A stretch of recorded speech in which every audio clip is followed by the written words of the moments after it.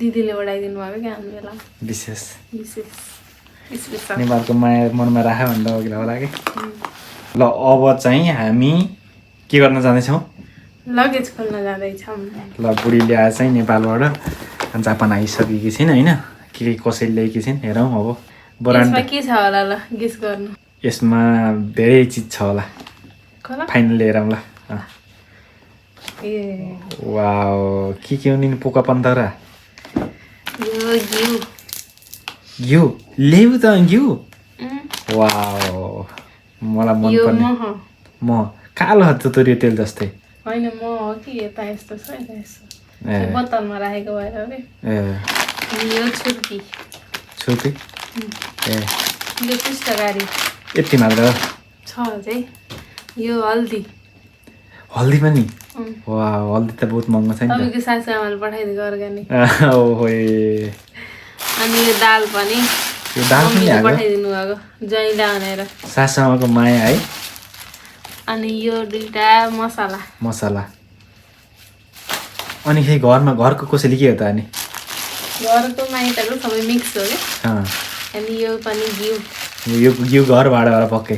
एउटा घरबाट एउटा माइतबाट ल यो कोलगेट यो यिनी औषधिहरू अलिअलि पत्ताको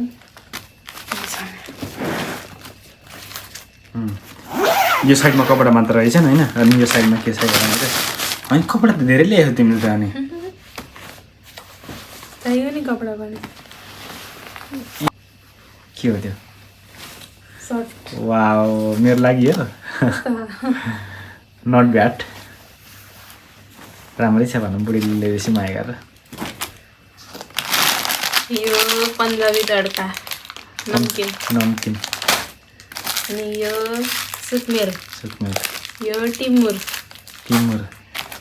यो चाट मसला अनि यो लसुन क्या हातमा लाउने यो दालमोट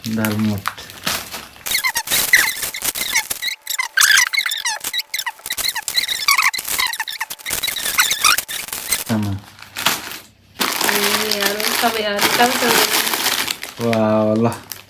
कङ्ग्रेचुलेसन है सामान ल्याउन सफल भएकोमा विशेष गरी त्यो घिउ मेरो फेभरेट होइन घिउ र म ल गाइजहरू यो चाहिँ हाम्रो जापानमा बुढीले ल्याएकी कसैले खोलेका थियौँ होइन रमाइलो भयो अर्को झोला हो